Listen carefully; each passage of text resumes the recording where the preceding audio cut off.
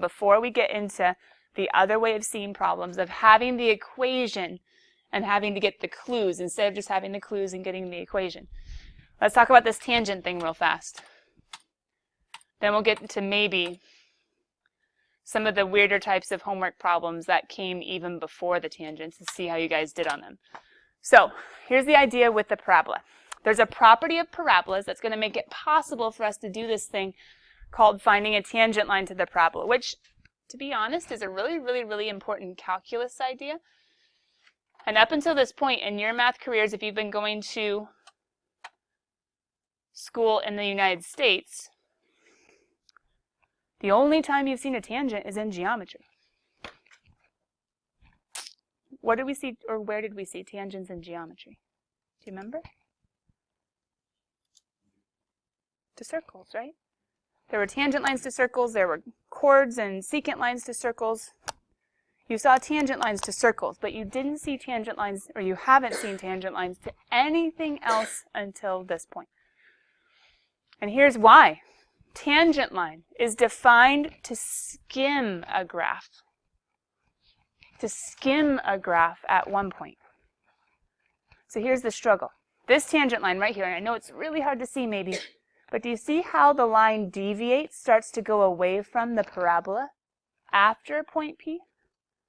And deviates or starts to go away from the graph before point P?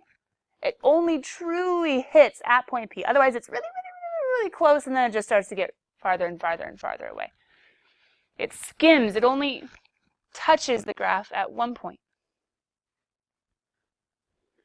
Why is that a dilemma if our job is to find the line? How do we find lines? What do we need?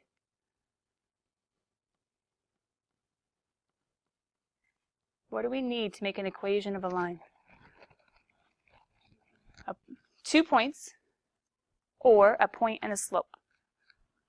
Now for this one, if they give us, which they will need to, if they give us point P, we could call that our x1, y1. Go ahead and label point P x1, y1. We could make our point P x1, y1. That can be our point. That's no problem. We have a point. Okay, cool. So we can plug that in. We're good. But what are we missing? If all we have is the equation, exactly. If all we have is an equation of the parabola and a point, we don't have the slope. So let's talk about slope for a second. We just did section 10.1. It was all about lines. We could do slope with tangent of theta, but we don't know thetas. What's the other way to find the actually more old-fashioned way of finding a slope? Looking at the points, plural. y2 minus y1 over x2 minus x1. Now here's the struggle. Who's our second point on the parabola? Is there any other point on the parabola that I can use? Yes. But is that going to go through the line, though? I need a point on the line. A tangent line only hits in how many points? It's impossible to do this problem if there wasn't some property of parabolas that would let me go off of the parabola to find another point.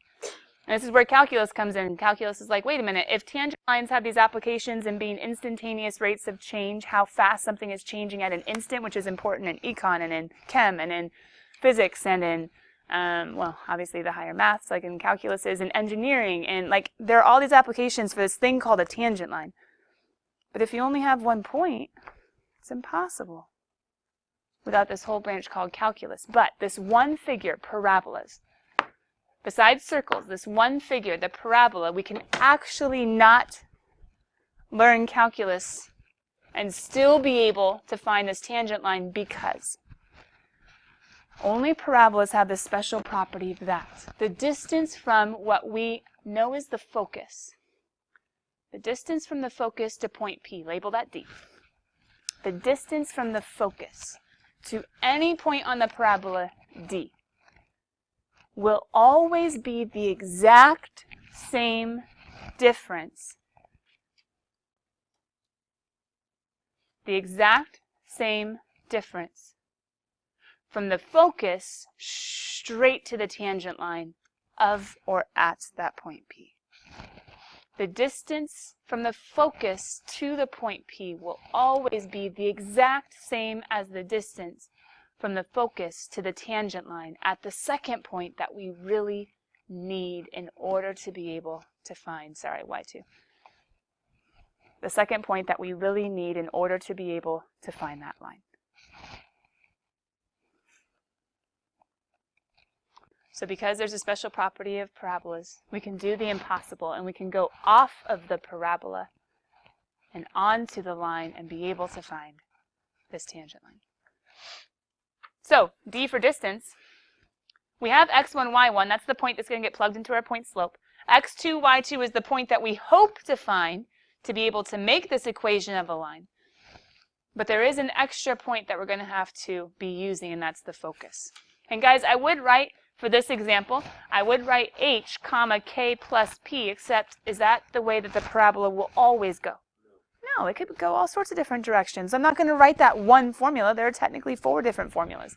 Sometimes it'll be, if it's downwards, h, comma, k minus p. If it's left, it's going to be h minus p, comma, k. So there are lots of different formulas.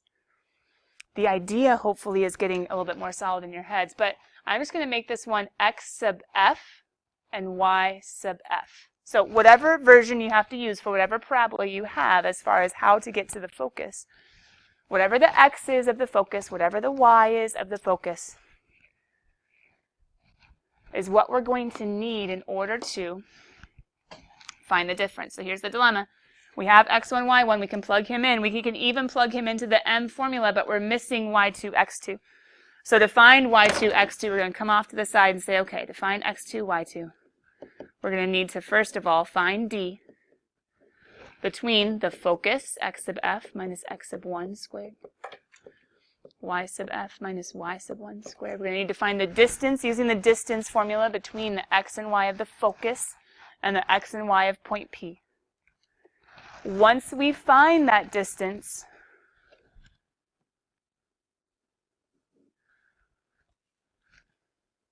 that distance, I apologize.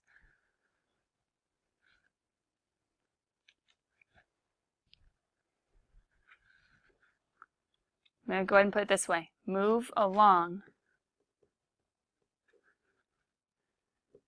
the axis of symmetry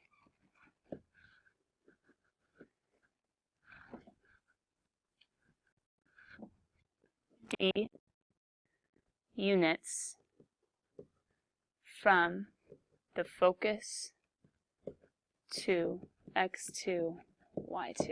And what I'm trying to do is make it general enough that you can apply it to whatever parabola, whatever orientation it is. I'm trying to make it general enough. But we're going to do an example on the next page where you see me move along the axis of symmetry, D units, from the focus to the point that I need. And at this point, if you're able to move along D units from the focus to the second point, you now have the second point. You're going to take that second point and say, ha-ha, I found you. Come back, plug in, and then dun, dun, dun, dun, dun, you're done.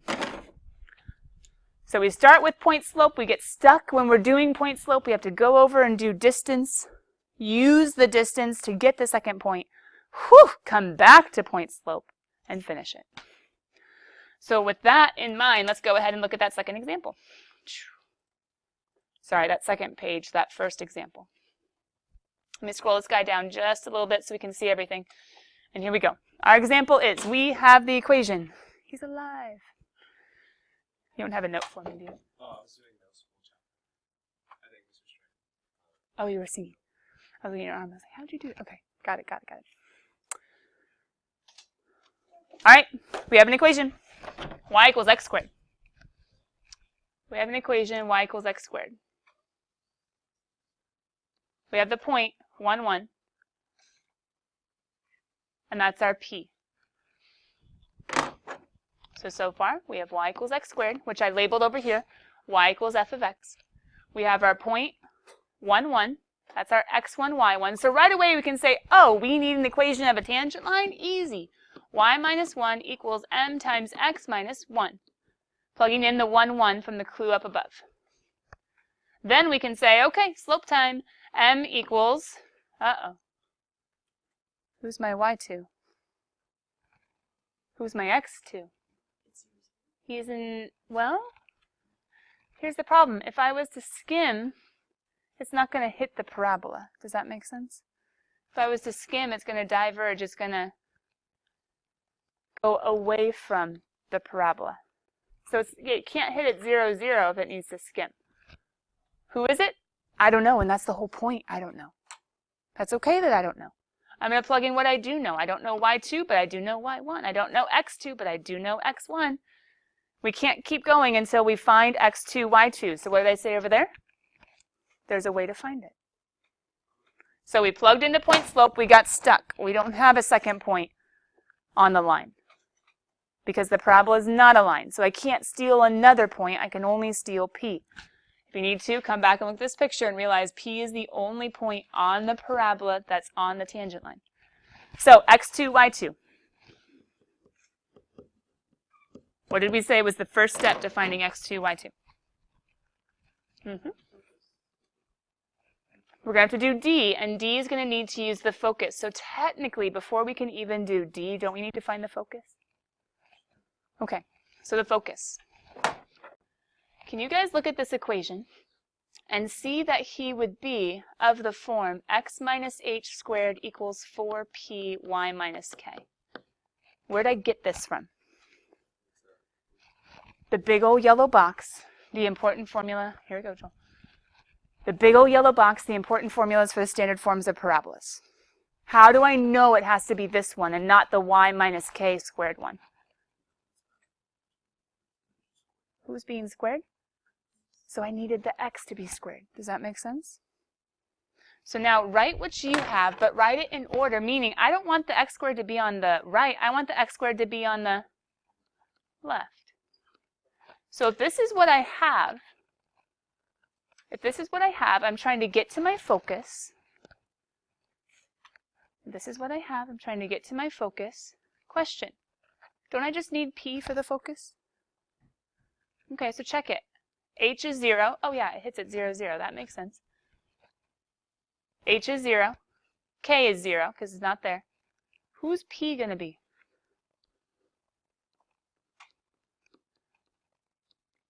P has to be 1/4.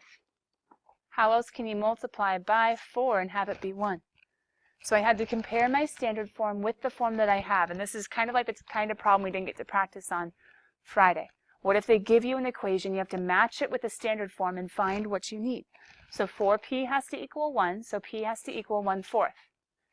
Now help me out, guys. Which case is this? For my focus, if you want, we can call that x sub f, y sub f. How do I move to the focus if my parabola is facing up? Where's my focus? Inside, so I'm going to go up to the focus. If I'm going up, am I changing the x or the y? Good. So if my vertex is 0, 0, if I'm just going up, isn't the y of the focus going to be 0 also? I haven't moved right or left, I'm moving up. So the x stays the same. Uh-oh, the y needs to change. And how is the y going to change? By going up, how much? Good. So my focus is going to be 0, 1/4. So what was I trying to do? Find distance. How do I find distance? Get the focus. And now that I have the focus, I'm going to go ahead and plug in x of the focus, 0, minus x1, which is 1, squared, plus y of the focus, 1/4, minus y1. I'm going to do a little bit of simplifying. 0 minus 1 is negative 1 squared is 1, plus 1/4 minus 4/4 minus 1, negative 3/4, and negative 3/4 squared is 9/16. I can make 1 to be 16/16, and 16/16 plus 9/16 is 25/16. Has anybody noticed that's a perfect square? I can square root, numerator, denominator to get 5/4. What is 5/4? The distance. And so now to number 2. Number 2 says once you find the distance, you can say this distance is going to be 5/4. Well, if that is 5/4, what else is 5/4? Move along the axis of symmetry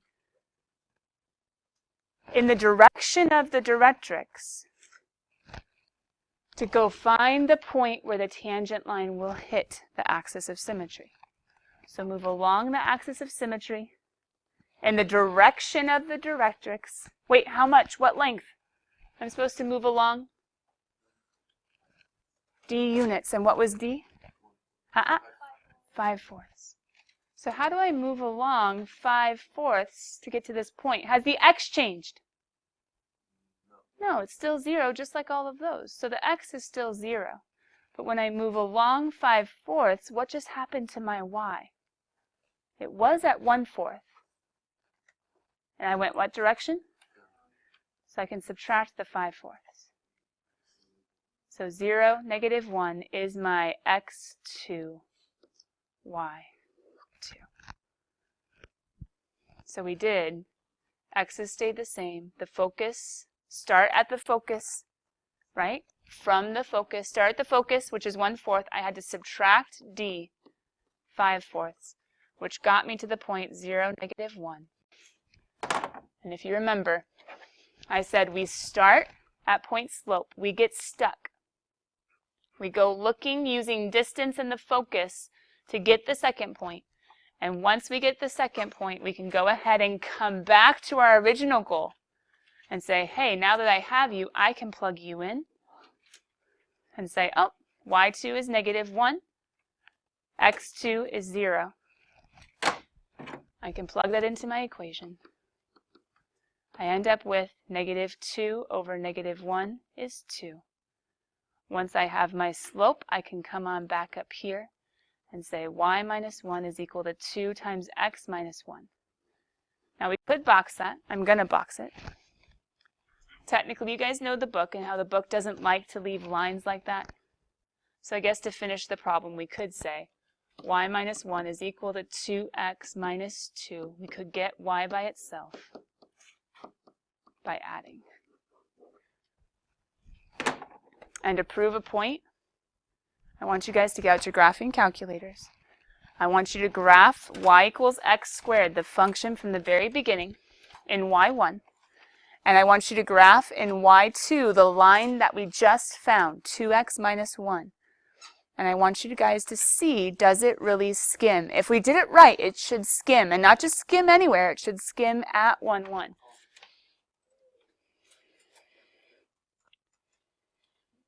It should skim, not just anywhere, but at 1, 1. Jackie?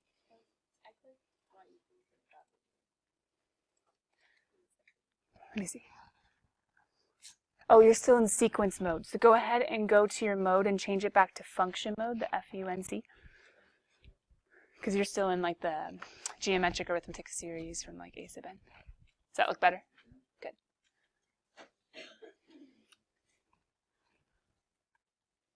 So you're graphing 2x minus 1, the tangent line. Actually, I'm probably in a different mode too. Oh, no, I'm not. I'm good.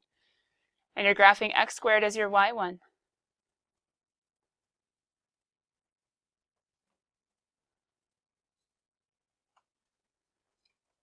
What do you guys think? Does it skim?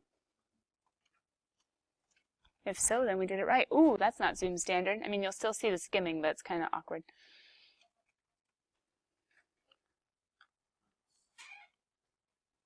Skim.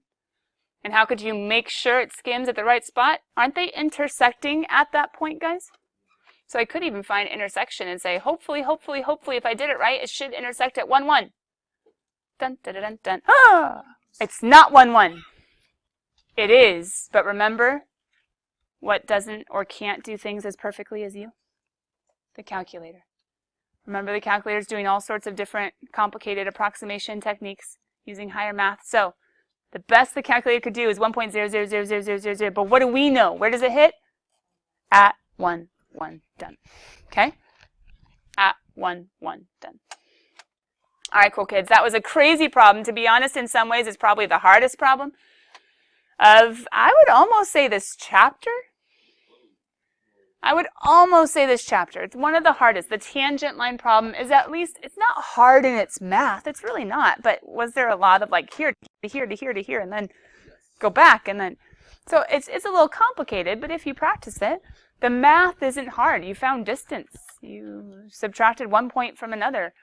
But you did have to do things like think about x's and y's. Now, since we just did a problem where we had to take an equation and then go back to the focus, let's do 2 more like that. Let's do 2 more like that. AJ, were these at all like the ones that you were talking about? Oh, okay, that's right, the graphing calculator. But you said 40, it was 40 something. Okay, we'll go with those directions. Okay. Number 32, first of all. Kiddos, you just saw me do this. I'm just not sure if you really internalized it, realized it, remembered it. I was given an equation in the last problem, y equals x squared, and I had to find p to get to my focus. I'm going to do the same thing here. How did I start? What did I think of first before I ever started trying to find p? Do you remember what I wrote before I did anything else? I tried to match it. Where was I trying to get to the focus? Right here, right? I tried to match it to the formula. So I want you to look at this one. Which formula? There's only 2. Which formula does this seem to be matching? The x minus h quantity squared or the y minus k quantity squared? Pause. Notes. You should have boxed it. There was a very important yellow box. I told you to box it. I told you to highlight it. Yeah. If you look at it, it doesn't start with x. It starts with y, right? The squared piece starts with y. So I'm matching this to y minus k squared equals 4p x minus h. Trust me. Look at those standard forms. Memorize those standard forms and make them match in your head. It had to go with this one because the y was the squared one. Now check it. Can't we tell right now a few things like h must be 0 if it's not there? Right?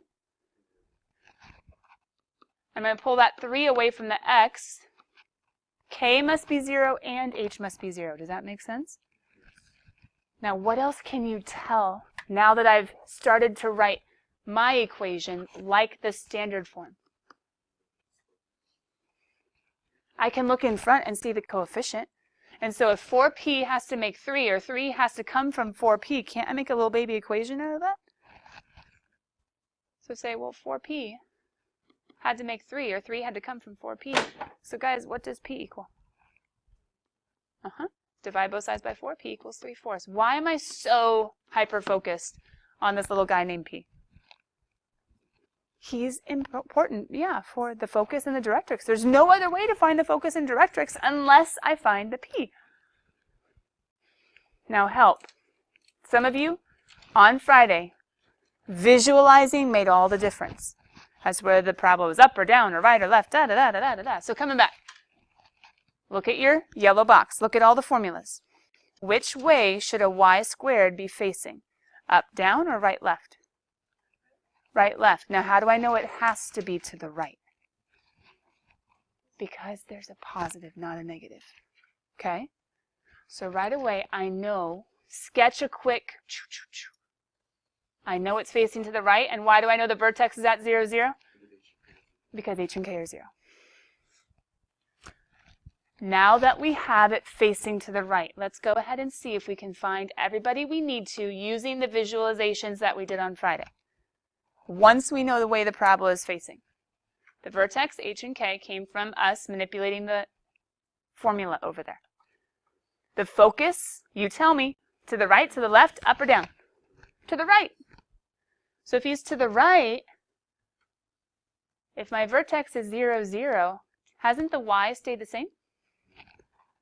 This is going to be the case h plus p, comma, k from the yellow box. You could memorize it.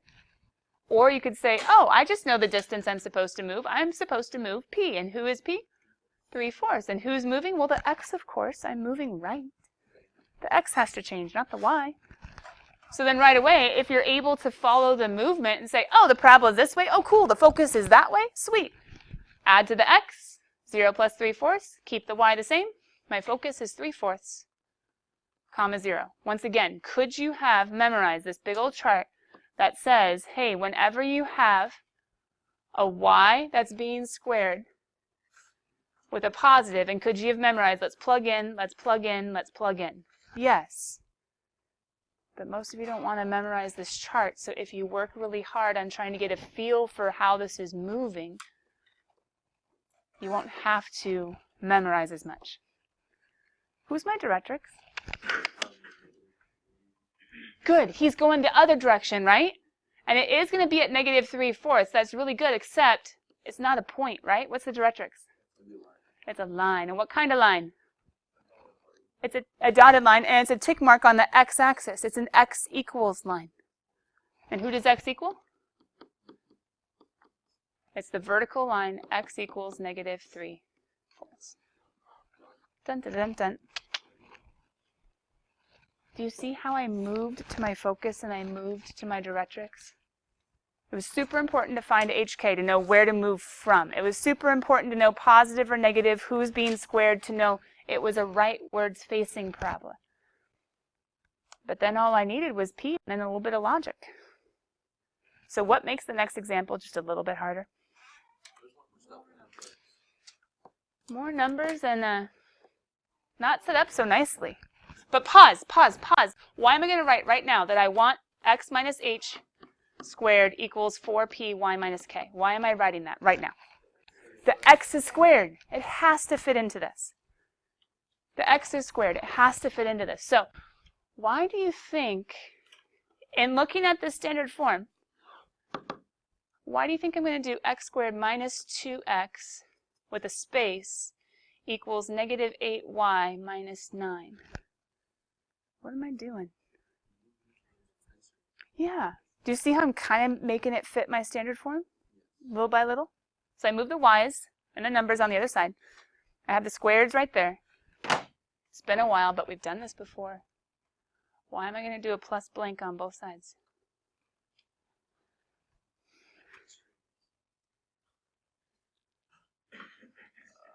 I need it to look like a square, and it's not yet. But if I complete the square, I can make it look like that.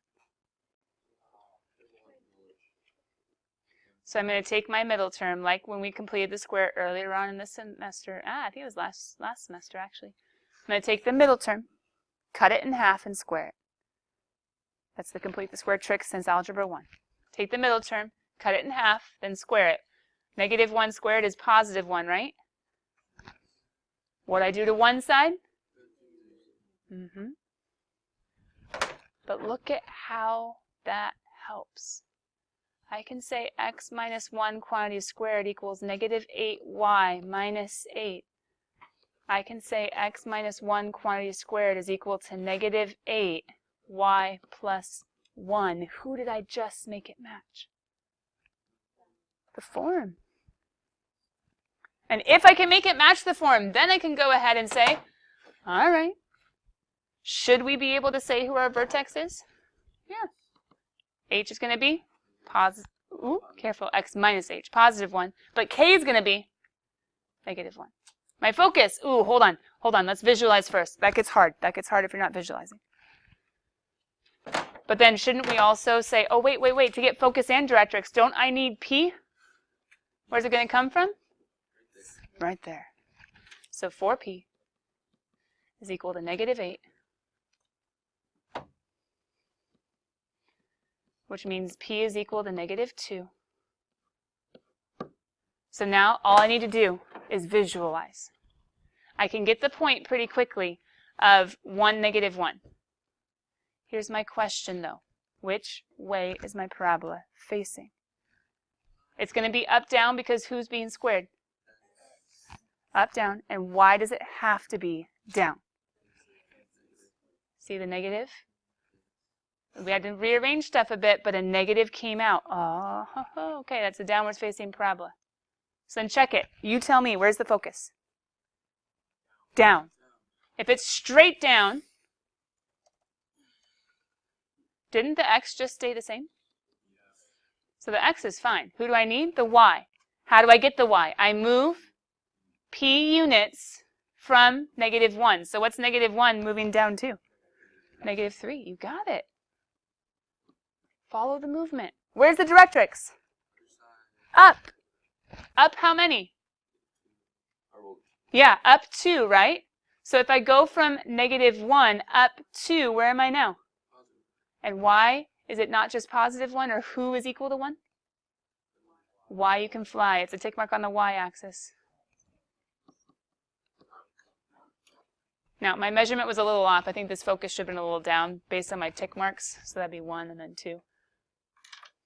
But either way. Now, I'm not, and I've slowed down a bit at the end of class. I'm not booking into 10-3. Okay? We need to do that tomorrow, but I'm not booking into it. Why?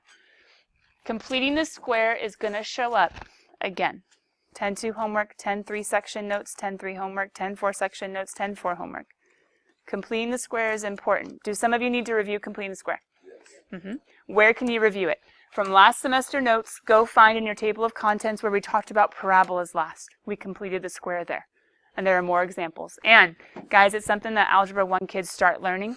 So isn't there tons of completing the square tutorials online? Okay. So, finish up. Some of you fully attempt 10-2 homework tonight. Okay? Be aware that completing the square might come up at some point in time. But also, since we just have a few more seconds, AJ mentioned that in number 43, it got a little weird. Oh, and of course, that's the one page it decides to not show, because it's cool like that. 43, I think, had something to do with your calculator, but pause. Wait. Didn't we do number 44 without even needing a calculator? So do 43 without a calculator, and to be honest, we'll see what our calculator can do tomorrow. It's not as much as you would like. Does that make sense? It's not as much as you can like. But could we have graphed this and found the maximum and found the vertex? But would that have helped us with P? Okay. So do things the way that we learned in class. I think that was technically the beep imaginary bell, and I'll see you guys in chapel. It's Mrs. Ranieri today. Be stoked, because I am.